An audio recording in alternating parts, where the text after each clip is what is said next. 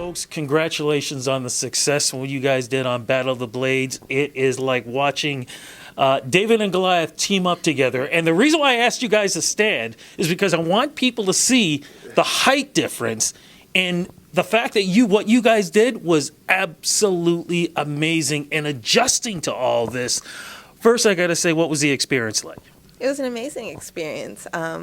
It's a learning experience for both of us in different ways. It's a life experience. I learned a lot about myself, trusting someone that, I didn't really know, and challenging myself for a greater good, skating for more than just medals. And it's, being on TV, like I'm always skating, but I mean, it's a different aspect, so. Absolutely is. Sir, what about yourself? Yeah, it was good. It was a fun experience to learn a completely different sport, do it in front of a live audience, and then plus for all the charities we're skating for, all the skaters. And I love the fact, too, you talked about your friends, everybody, they were supporting you on this and being part of all this. Yeah, all my friends, guys I played with, family, so it was definitely a different experience for sure. So how did you guys compensate for the height and everything else when you first got together? How did that work out? I mean, you must have looked at each other and went, wow, there's a difference going on here. Well, it's kind of funny because everyone says I'm small. Well, I look even smaller compared to Brian, but I'm actually the tallest pair girl. So I think it was probably better for him because he has to get low for me, but with the other girls it would be worse. So I think we had a good pairing, and he just had to learn to get low in those skates. So. Yeah, definitely. How did you adjust to all this? Not just because of, just doing this all together. I mean, you're used to hitting and, checking and everything else, and now there's a whole different aspect to this. Different muscles being used, different thought pattern, just everything, and being more aware of everything that you're doing. Yeah. I mean, and it came together pretty quick. The toe pick I thought was going to be a battle. It was a little bit, but not as much as I thought it was going to be. But like you said, all the different muscles, they skate almost completely different than we skate. So, and then you have to add the elegance, grace, smile, all that stuff we don't have. No, you don't have to worry about that too. But you did a lot of traveling before you actually showed up to do this. Can you talk a little bit about this, please? Because you were like all over the world. Yes, I had to go to France to do a little exhibition with my real partner. I didn't actually make it because they sent me from Toronto to Montreal to Brussels to Frankfurt and then to France, which I arrived at 10:30 in the evening, so missed the entire thing. And it was just missed flight after delayed flight, so it was really crazy. And then I flew straight back to Calgary to train with Brian on the Sunday, but I didn't have any skates, no bags, so I messaged my mom at like 2 o'clock in the morning, her time, and hoping that she'd look at her phone to see that I bought her a ticket and that she needed to bring my skates, my second pair of skates that were at home. And she did. She hopped on the flight. I think she woke up at 7:30, took an 11 o'clock flight, and met me in Calgary.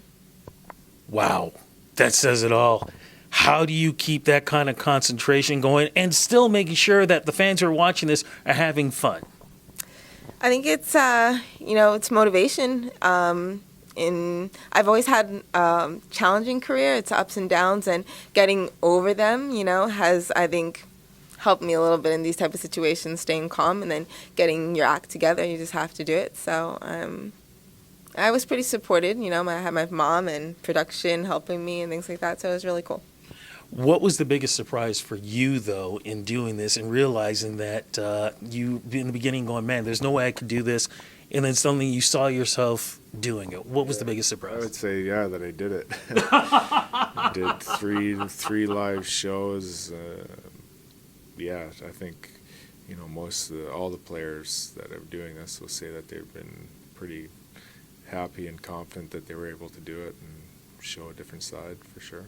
You definitely do that. And you guys were doing it for charities, too. If you can talk about yours, please. Yeah, my charity is the Alzheimer's Society of Canada.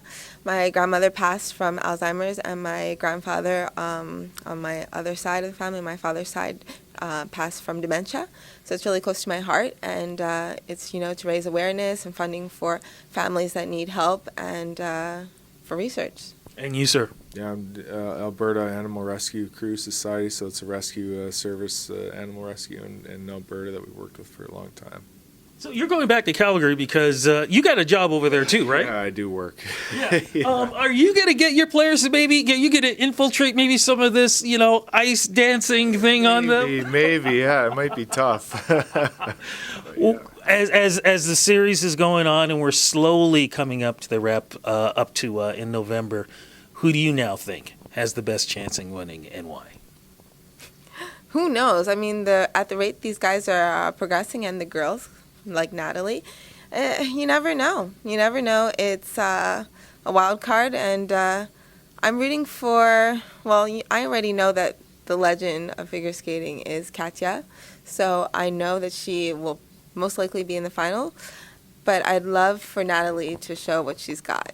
She's a great person. She just makes you feel good all the time, like you've known her forever. And she shows it on the ice. So I'm really, really proud of her, and I'd like to see her go all the way.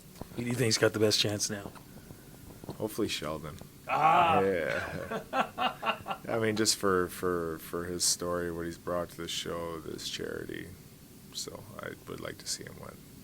Well, it's going to be interesting to see what happens. Before we go, what advice can you give folks in following their dreams? Because you guys have done it professionally. You're doing this on this show. There are folks out there who are going, man, I wish I could just be brave enough to do something that maybe I'm not comfortable with. What advice would you give them? Just do it. Believe in yourself. I mean, I quite honestly didn't think I was going to do a double twist with some hockey player that doesn't know how to skate on figure skates, and I did it. I believed in myself, believed in him, and it's freaking possible. We didn't get to show you, but look on Instagram. You'll see it. I love it. And? Yeah, just, the takeaway would be just learning something new, something I didn't think I'd be able to do.